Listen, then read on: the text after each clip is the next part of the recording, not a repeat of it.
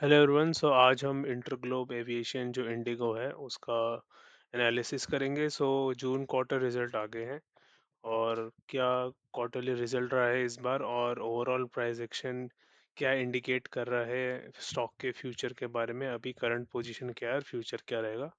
सो अभी क्विकली हम स्लाइड्स पे आ जाते हैं, डिस्कस करते हैं।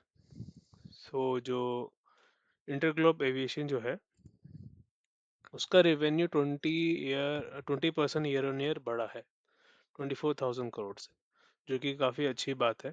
लेकिन सबसे एक चीज़ जो एक झटका जो कंपनी को लगा इस बार वो ये है कि इनका जो नेट लॉस है वो 238 करोड़, मतलब अभी नेट लॉस पे चल रहे हैं। रेवेन्यू फ्रॉम ऑपरेशन जो भी हुआ है वो अभी लॉस पे चल रहा है। इसका क्या रीज़न है? इसका रीज़न अभी आएगा। Fuel cost surge 86% year on year.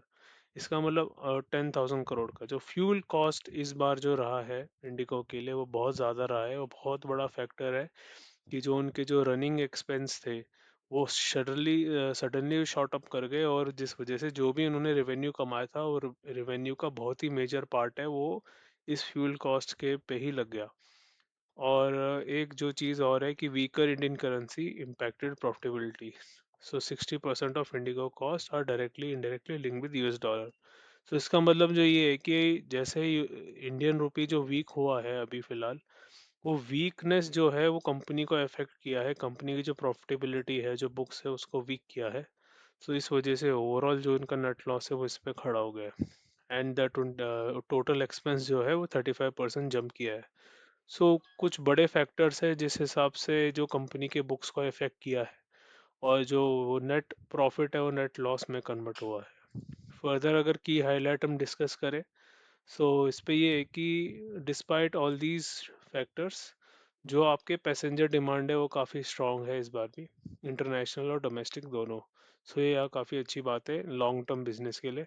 Management की जो एक्सपेक्टेशन है, जो ग्रोथ कैपेसिटी है वो उन्होंने फ्लैट रखी है। अभी वो ज़्यादा ग्रोथ का नहीं देखेंगे, एक्सपेंड नहीं करेंगे।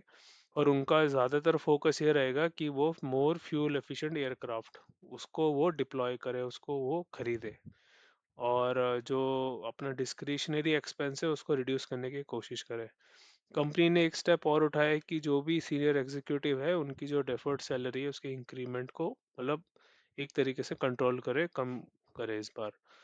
और जो आपका कॉस्ट ऑप्टिमाइजेशन मेजर है उसको मिटिगेट करे ताकि जो बुक्स है वो स्ट्रांग रहे। ऑल्दो ये रिजल्ट आने के बाद 3% डिक्लाइन रहा है कंपनी के उसमें इस बार, लेकिन ब्रोकर जो है वो काफ़ी ऑप्टिमिस्टिक है इस स्टॉक के बारे में। और उन्होंने अपना एक टारगेट प्राइस ऊपर का रखा हुआ है कि कितना टारगेट है अचीव कर सकता है। अभी आते हैं बुक्स में, बुक्स देख लेते हैं। मार्केट कैपिटलाइजेशन जो है इसका 2 लाख करोड़ का है, और इसका डिविडेंड यील्ड 0.19%। स्टॉक भी इसका भी अवेलेबल नहीं है। और अगर क्वार्टरली रिजल्ट की बात करें तो इसमें जो सेल्स है वो 19% बढ़ा है 24,000 करोड़। लेकिन जो आपका यहाँ आप नेट देखोगे इसका प्रॉफिट वो माइनस में 200 करोड़ समथिंग। और पीएनएल ईयर ऑन ईयर देखे तो ये भी अच्छा है आपका, 80,000 था 84 हो गया।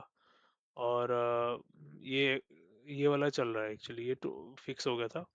तो आपका इंक्रीजिंग 80, 84, 89, ठीक है। प्रॉफिट बिफोर टैक्स नेगेटिव रहा है और इस बार 4,000 करोड़ से नेगेटिव है। और इसका अगर कैश फ्लो देखें, कैश फ्लो काफ़ी अच्छा है इसका।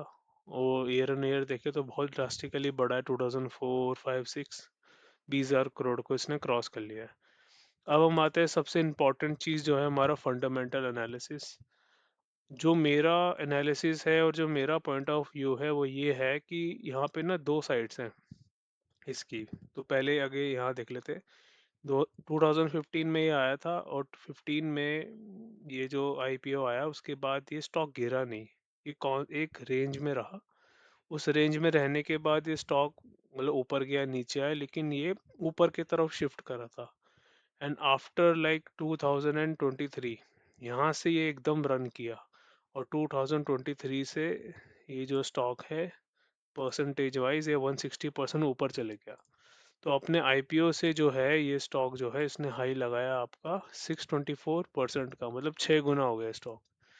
उसके बाद इसने करेक्शन किया है अभी, जो ये करेक्शन इसने अभी किया है, अब उसमें एक चीज़ जो है, एक कैच ये है कि ये जो करेक्शन किया है, जो आपका 6200 से जो आपका करेक्शन है 3900 का, इसको अगर परसेंटेज वाइज देखूं तो ये 37% डाउन है, अपने हाई से डाउन लो लगाया था, फिर इसने इसने बाउंस किया। अब इसमें मेरे एनालिसिस ये कहते हैं कि अगर ये हाई अपना ब्रीच कर देता है 6200 वाला, तो ये अपना ऊपर का जो जर्नी है उसको कंटिन्यू रखेगा। मुझे लगता है ये अपने बुल फेस के लेटर स्टेज में, या मे बी ये एंडिंग स्टेज हो सकता है और ये मिड है लेटर स्टेज का पार्ट है। तो अगर ये उसका पार्ट है तो डेफिनेटली ऊपर की तरफ जो प्राइस मूवमेंट है वो रहेगी, और ऊपर की तरफ शिफ्ट हो गई, ये हाई भी काटेगा, और हाई काट के ये एक प्राइस एक्शन जो है, एक बुलिश प्राइस एक्शन दिखाएगा।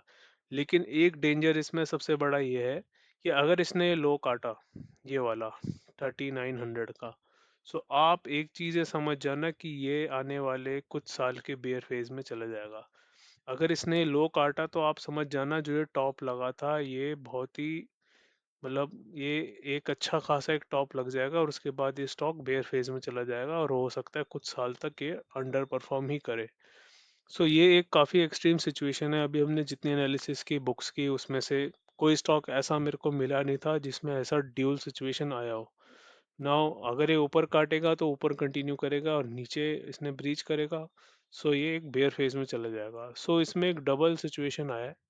अब देखते हैं कि आगे का जो क्वार्टरली रिजल्ट है वो कैसे आता है। अगर वो पॉजिटिव रहा, मे बी इसके प्राइस एक्शन स्ट्रांग रहे और ये बुल फेस का पार्ट बने।